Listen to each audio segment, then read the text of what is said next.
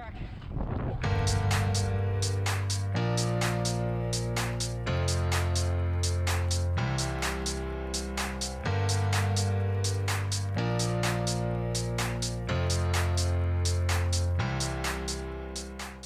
everyone, welcome to the third installment of Training Talk Tuesdays. I know it's a bit late. It's still Tuesday here in Colorado. Maybe it's Wednesday where you are in the world when you're watching this. But thanks so much for all your questions over the past week. We had so many great questions and people sharing their experiences, and I really hope it helps build and foster the YouTube community here, because it's a great running community to be a part of international. But the question that got the top votes, the one that we're going to answer in today's talk that you guys all voted on, pretty much the top thumbs up, I think. The question is, do you advise any break from running, and how long directly after an A race? Now, for those of you that don't know, an A race would be a focus race, so your most important race or event. And it could be you have maybe a couple A races over the course of a year or a season. Maybe you only have one. The first variable, and this is what I'm going to break down in this training talk, is there's three main points that I want to address when answering this question, and it has to do with whether or not, well, I'll just go into them. The first one is the length of your race, right? If you're running an ultra marathon and it's super long, like 100 miles, 160 kilometers, that's probably going to be your one, maybe a focus race of the year, right? Just finishing that thing, getting in that extreme ultra marathon distance. And that's going to require a much longer recovery than, say, if your goal was to run a fast 5K, right? Your fastest possible 5K, maybe on a track or a road. So the first variable really depends on your recovery length of the length of the race you're doing. And not only that, but also whether or not it's a race that's on pavement, like a lot of road marathons, hard asphalt, hard tarmac, or pavement. That tends to beat up the muscles a lot more, especially if you're running faster, than if you were running a marathon on a soft dirt or soft grass trail, right?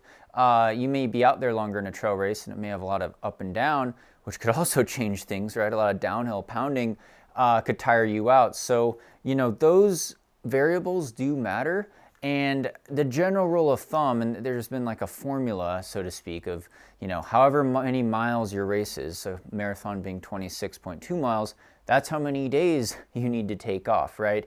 I wouldn't follow that exactly, because like I said, it depends on these other factors, as well as the two other tips, or the two other points that I want to make in this video. But, how you get beat up from the race based on the surface, maybe how dehydrated you get during the race, all play into this recovery. Generally, and this is a generalization, we would definitely say take some time off after a hard effort, especially any sort of distance race. If it's your main focus race, you've probably invested a lot of mental energy in it as well. And to take a mental break is almost just as important as taking the physical break. If you've really pushed yourself, even if it's a peak goal race like a 5K, maybe that doesn't beat up your leg muscles too much for more than 2 or 3 days, or maybe 5 days at the most, but mentally you've maybe exhausted yourself and you don't want to push yourself 110% again anytime soon. So you still would want to take maybe at least a couple weeks totally off. And a lot of the athletes that I've coached personally over the years, we'd usually say at least several weeks. So we're looking at 1 to 2 weeks, maybe totally off, then another couple weeks of cross training. Now, it could be a lot more than that though, if it's the end of your season. And that's the second point I want to make. The second big variable in this equation, so to speak, is what is your peak weekly mileage and what's kind of your experience level in running, right? So if you've run really high mileage pretty consistently, and I say really high mileage, I'm talking about like over 50 miles per week or about 80 kilometers per week consistently for many weeks, maybe several months, you could usually actually jump back up to volume a little faster than someone who maybe is running lower mileage, who's only been running for a couple years and doesn't have that mileage base or experience under their belt. And whether or not your actual age, that makes a difference as well, right? Sometimes it's harder to recover a little bit as we get older, But at the same time, if we're also a really young runner and a young person in general,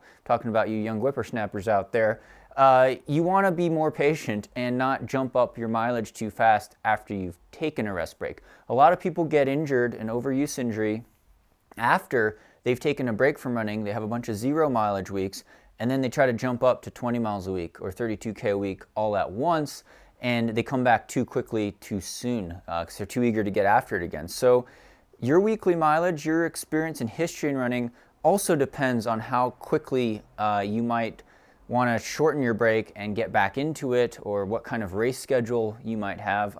I know I've over-raced over the years, and it's not always a good cycle to be in. If every race is an A race and you've got an A race every 2 months, you get in this vicious cycle of doing the race, taking a week off, and then trying to rush back into it. It's generally better, again, like I said, to take at least 2 weeks off after most distance races. And again, with the longer distance races, you could very well maybe take 3 or 4 weeks off. For 100 milers in these ultra long marathon races, if you've exhausted everything, you're probably going to need several months to really regroup mentally and physically, to tell you the truth. And, it can be done, but it's not as sustainable. It's more of an injury risk and more of a mental burnout risk if you try to rush the process. So we're thinking in a matter of weeks rather than a matter of days usually. And, my final point, the third point, is this is a very individual thing. It's individual with the race distance and your history, but it's also individual in terms of your mental attitude, your genetics and how quickly you may or may not recover, injury history, things like that. But then also how aggressive you planned your race season or race schedule, right? If you're maybe a young whippersnapper in school, your A race might be a cross-country race, 5K, at the end of the season, and you've already raced 8 or 10 5Ks during the season, right? So you're focusing on this long season of racing, and your goal race is at the end of the season.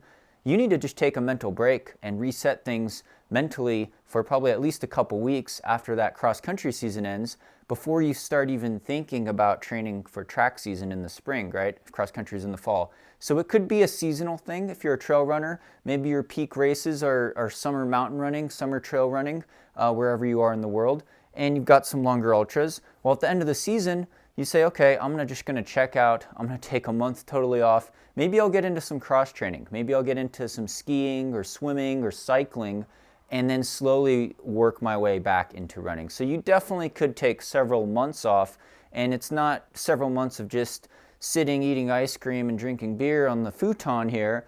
It's maybe doing that for several weeks, but then eventually saying, I want to get moving again. I'm not going to go into a structured, high-level training plan with everyday structured hard workouts, but I'm going to start getting the blood flowing, the muscles working, doing some cross training. Maybe then I'll start thinking about some light running, and that might be several more weeks before you can build up into a training plan. And like I said, and this is a business plug for Coach Sandy and I at Higher Running, we sell training plans on there. A lot of our prerequisites before you launch into a 16-week training plan is to actually have several weeks, 3 or 4 weeks of base mileage and easy mileage, so that you're not starting totally from scratch. But realize that aerobic fitness does build over the seasons, so you're not going to necessarily lose everything. Don't be afraid of putting yourself back at more of a baseline of fitness, because you're going to always have some muscle strength, residual muscle strength, and aerobic adaptations, so to speak.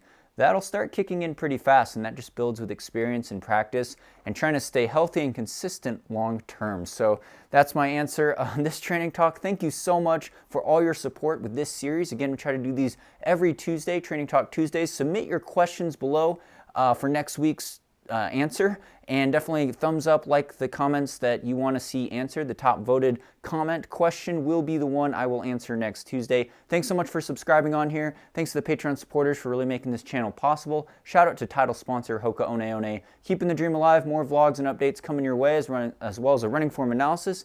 Thank you so much again. Hope you're doing well, and stay tuned for more VO2 Max Productions.